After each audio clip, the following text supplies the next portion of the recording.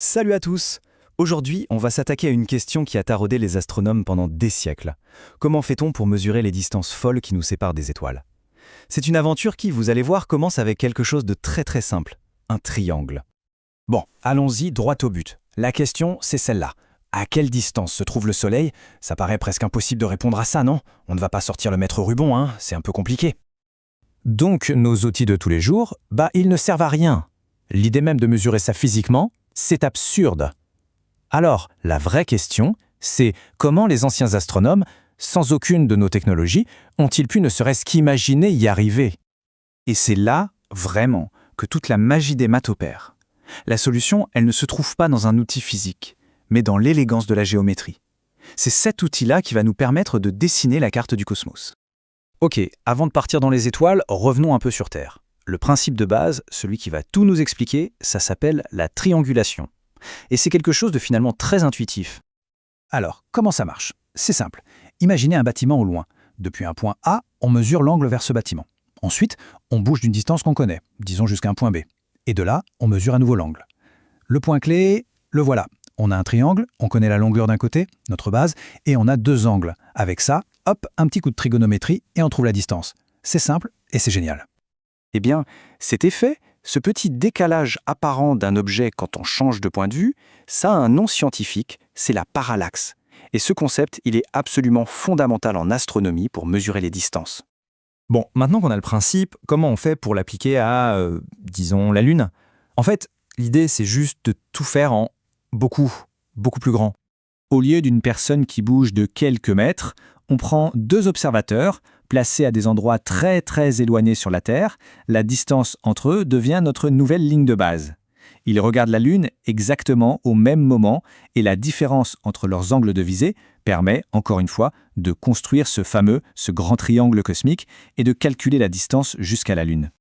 Mais le truc, c'est que cette méthode, elle a une limite. Une limite bien physique.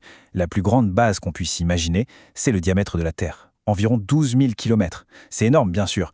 Mais la question, c'est, est-ce que ça suffit pour tout mesurer?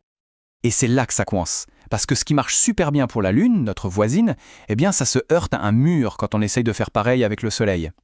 Faut bien se rendre compte, le Soleil est presque 400 fois plus loin que la Lune. À cette distance, même avec la plus grande base possible, le diamètre de la Terre, la différence d'angle, la parallaxe, devient tellement minuscule qu'elle est pratiquement impossible à mesurer avec précision.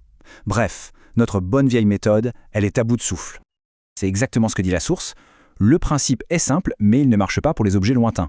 Pour aller plus loin, il ne suffisait plus d'améliorer les outils. Non, là, il fallait carrément changer de façon de voir le monde. Il fallait un tout nouveau modèle théorique. Et la révolution, elle n'est pas venue d'un télescope plus puissant, mais d'une meilleure compréhension de notre propre monde.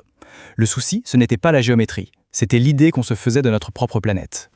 Alors, retournons dans la Grèce antique. Deux visions du monde s'affrontaient. D'un côté, Anaxagore qui imaginait une Terre plate. Pour lui, le Soleil c'était une petite boule de 60 km de large, à peine à 650 km de nous. Mais de l'autre, il y avait Ératosthène, avec son modèle de Terre ronde. Et là, tout change. Le Soleil devient un objet gigantesque et très loin. Le modèle de départ change absolument tout. Et l'expérience d'Ératosthène, elle est juste géniale. Il a remarqué qu'à Sienne, un jour précis de l'année, le soleil était pile à la verticale, au point de ne faire aucune ombre au fond des puits. Mais au même moment, à 800 km de là, à Alexandrie, un bâton planté droit dans le sol projetait une ombre. Si on part du principe que le soleil est si loin que ses rayons nous arrivent parallèles, alors la seule explication possible, c'est que la Terre est courbée. Et juste avec l'angle de cette ombre, il a pu calculer la circonférence de la Terre. Incroyable. Mais le plus fou dans tout ça, c'est la précision. Il a trouvé un résultat précis à 99%. Je ne sais pas si on se rend compte, plus de 2000 ans avant les satellites, avec juste un bâton, une ombre et la bonne idée de départ. Ça montre bien la puissance d'un bon modèle théorique. Ok, donc maintenant, on sait que la Terre est ronde. On a presque toutes les pièces du puzzle. Il nous en manque juste une dernière pour tout comprendre. Et cette dernière pièce, c'est ce qu'on appelle la taille apparente. C'est tout bête. C'est l'espace qu'un objet prend notre champ de vision. Et ce qui est intéressant, c'est que deux objets de taille et de distance complètement différentes peuvent nous paraître de la même taille. Et c'est là qu'on tombe sur une coïncidence cosmique, mais complètement dingue. Vu depuis la Terre, le Soleil et la Lune ont quasiment la même taille apparente, environ 1 demi-degré. D'un côté, un objet tout petit et tout près, de l'autre, un monstre gigantesque, super loin. Mais depuis chez nous, ils ont l'air identiques. Et voilà, c'est ça la clé de tout.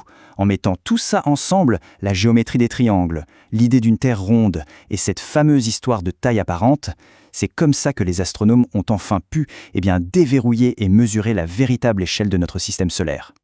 Ce qui nous laisse avec une dernière pensée. Quand on y pense, tout est parti d'un simple triangle. Cette forme toute bête, combinée à l'intelligence humaine, nous a donné notre place dans le cosmos. Alors la question qu'on peut se poser, c'est quelle sera la prochaine idée ? Peut-être toute simple elle aussi, qui va nous ouvrir la prochaine porte de l'univers.